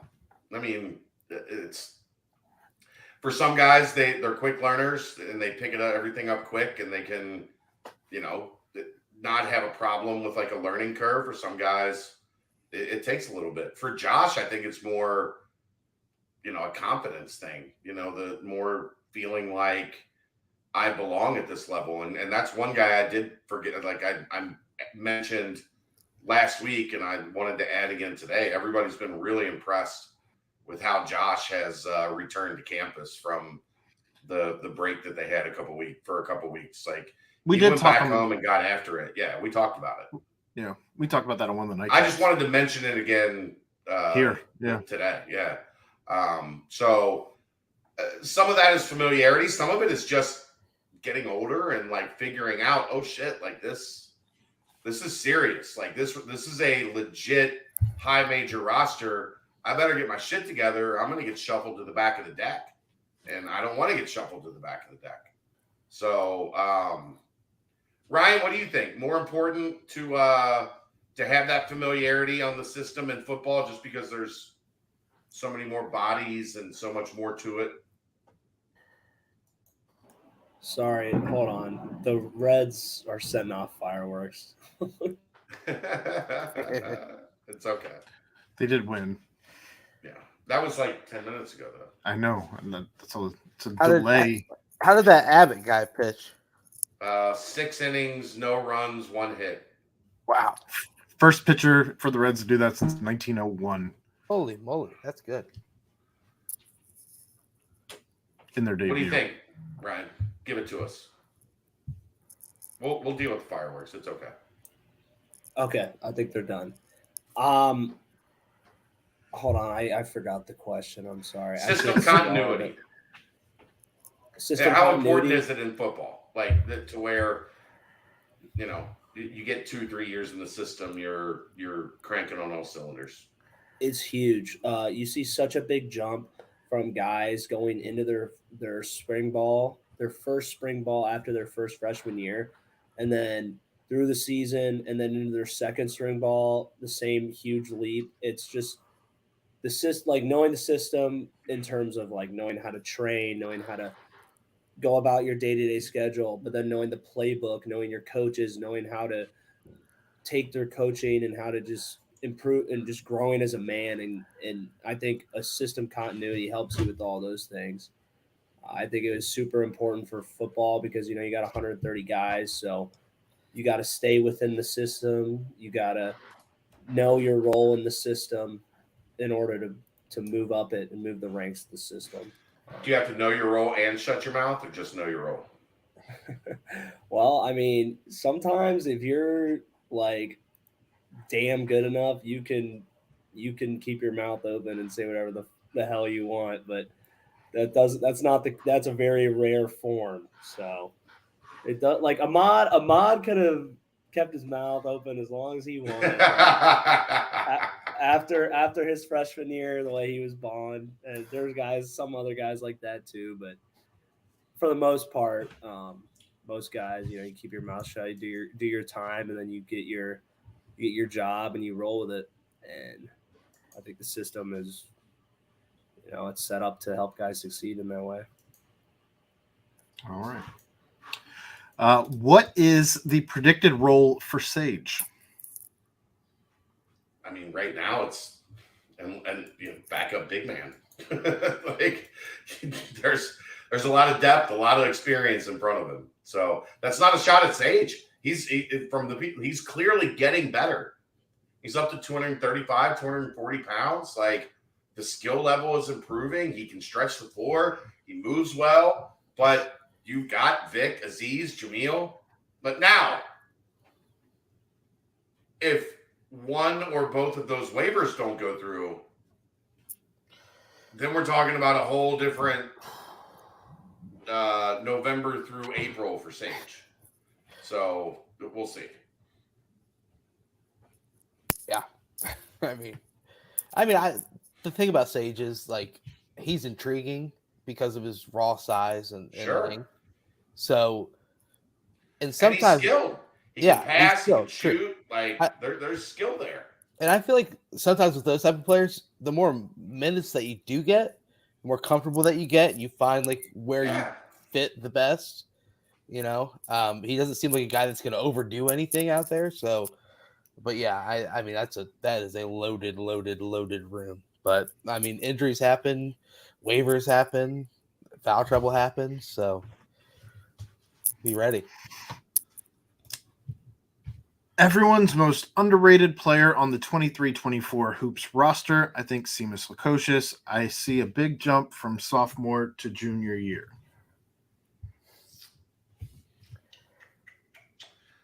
I don't know how he's underrated. I guess that's the problem I have with questions like these. Yeah. Who is doing the rating? Right. Right? We haven't seen anyone play yet to know. Like, I don't know that I can put I don't know that I can put Day or Jizzle on an underrated yet when we haven't seen them practice yet. We don't know what the development of Dan looks like. We haven't seen Ray yet. Yeah. I mean, my pick would be Dan. Just because, like, I'll go with Josh.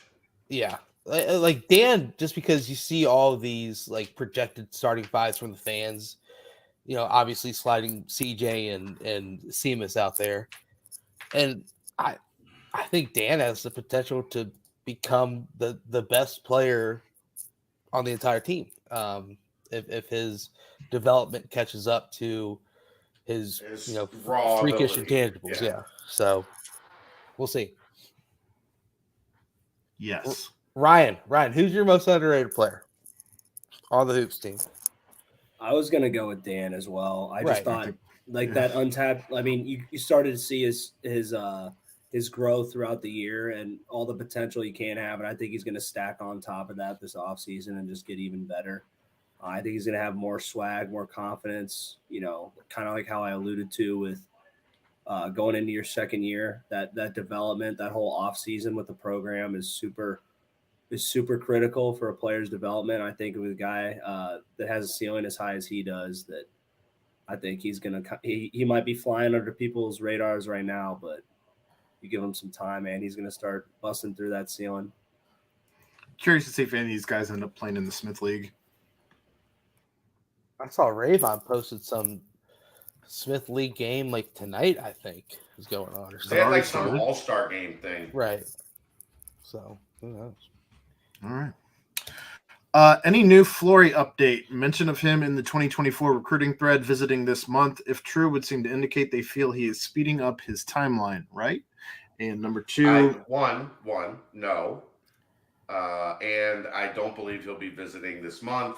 That is before there was some thought that they could double dip and get him to visit this month and then again in the fall for football season.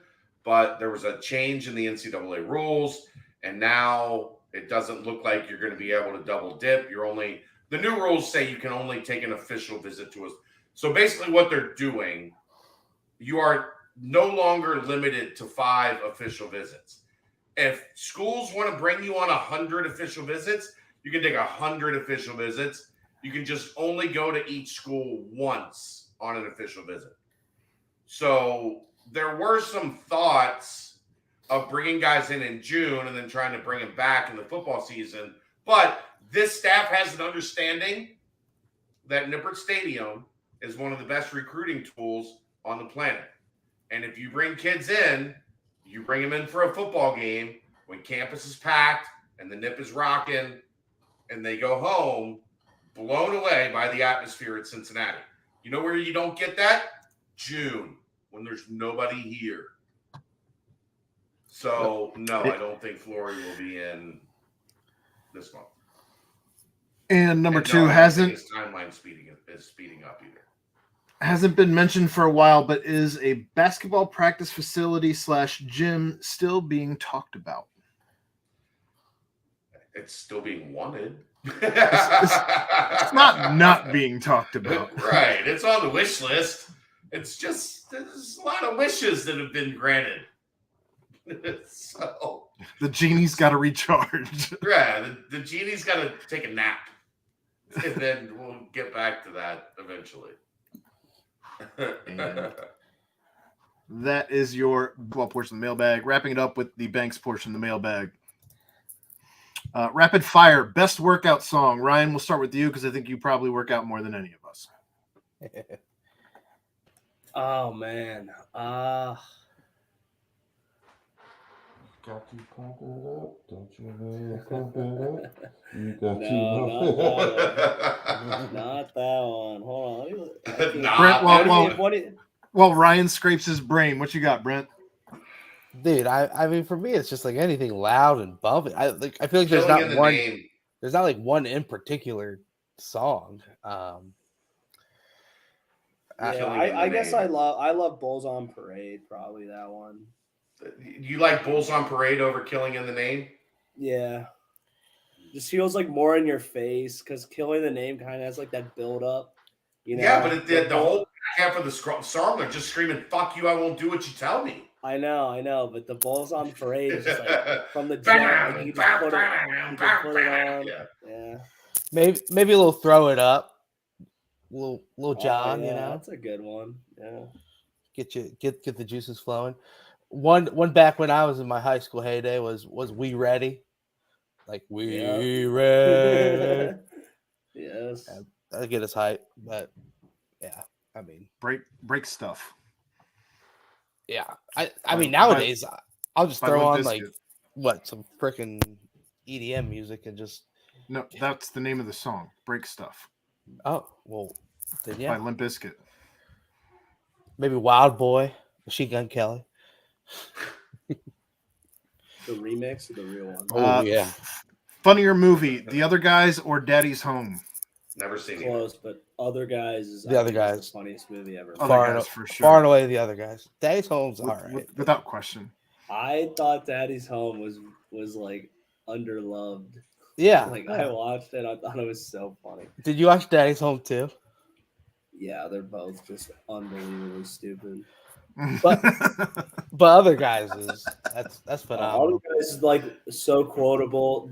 Have you guys watched the gag reel on Other Guys? It's like 14 minutes on YouTube. It might be funnier than than the actual movie. Oh, it is so good. I'll check it out. The dumbest shit you can imagine. Camping with Two Holloway for a week or spending a week in Branson, Missouri for a destination wedding? Branson, Missouri, 1,000 times out of 1,000. Yeah. Where are you camping? I don't care. I mean, you just let him go into his tent and zip him up.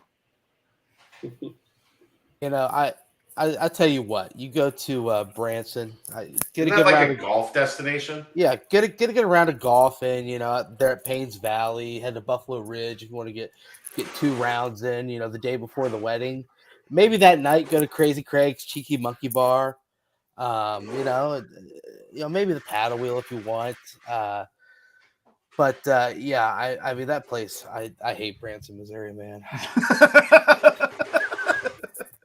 Just rattled off every golf course there. Yeah, I mean, I hate that place. Went there for a bachelor party, and I mean it was fine, but it was like we were like, what are we doing here? Like Branson, Missouri. How is there not a movie about you? Everything you do is associated with a wedding.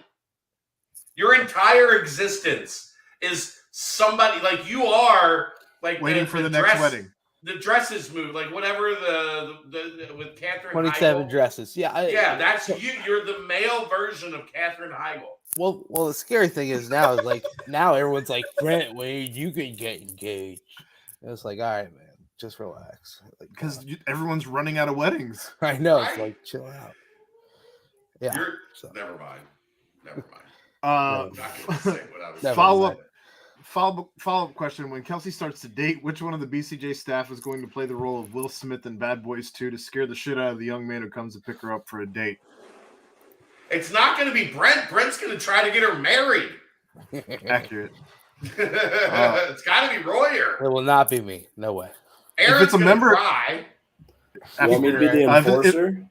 If it's a member of staff, wouldn't it be Dave? Yeah, probably. Dave comes over, brings the steaks, and you're cooking, and yeah, probably Dave. Probably Dave kind of looks crazy too. Like if you don't know Dave, you're probably going to be like, that guy might kill me. And the last questions here, coming in from D Monk. Best cheesy pickup lines. I love the guys that do the like the YouTube, like where they're out doing like pickup lines or whatever. One of my favorites is they'll walk up like they're lost and they'll go, I'm looking for your number. It's cheesy, but like super effective, I would assume.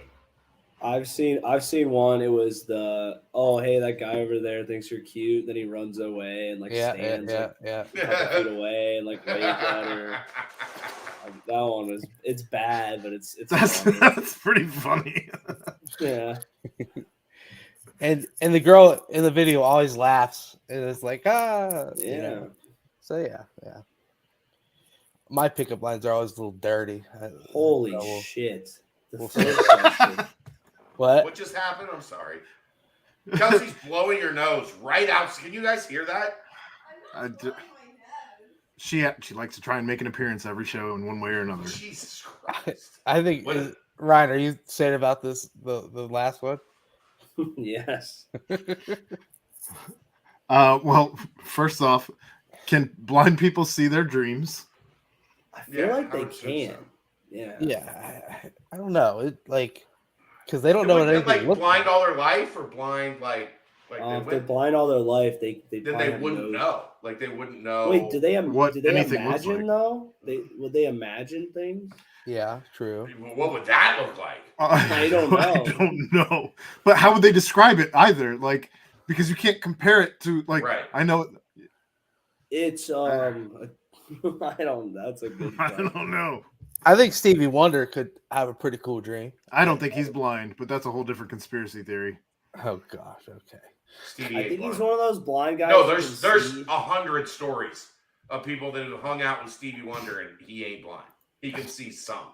Like he's Yeah, you probably can- got limited vision. Oh, hey, but Stevie can see.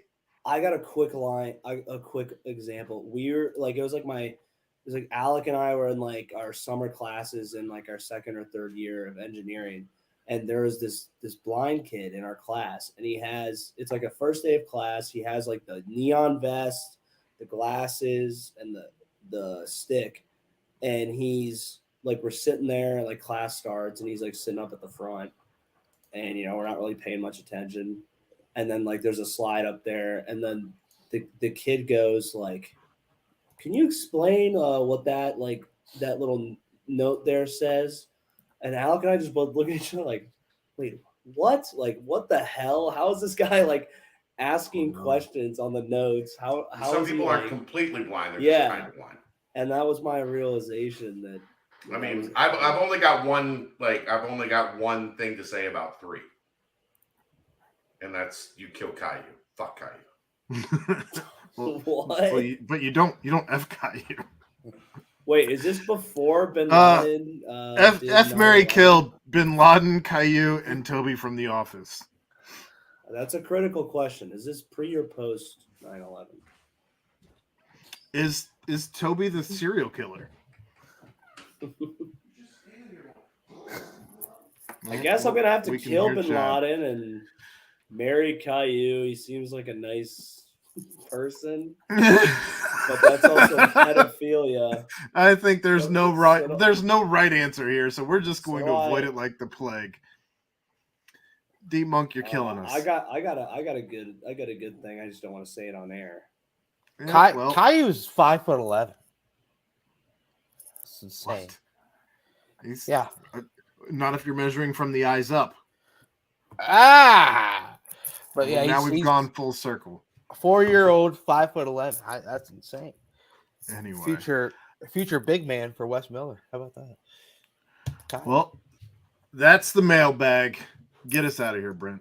All right. Nothing else, guys. No closing remarks for those I don't know. dear listeners that hung on to the end. Let me unmute Chad here real quick. He was talking with Kelsey, so I muted him. Chad, you're unmuted. Anything left? Fuck Caillou. All right, there it is. There it is. Get us There out of it here, is. Brent. Well, hey, yet again, it's been another fantastic week of sports for Cincinnati fans. Potentially another really, really big week. News coming on the basketball side and football side for recruiting all throughout the week. And, of course, more updates on the progressions of the teams during their practices. But, man, this is the time when you get excited for what is about to come. Well, but for my guys, my pals, my partners, of course, a special thank you to Danco Transmission and Auto Care. Of course, another thank you to the Quick Paper Supply and also to Yo Adrian. But for my guys, pals, and friends, Aaron Smith, Chad Brendel, and Ryan Royer, I am Brent Young. Another fantastic BBP presented by BearcatJournal.com. See ya!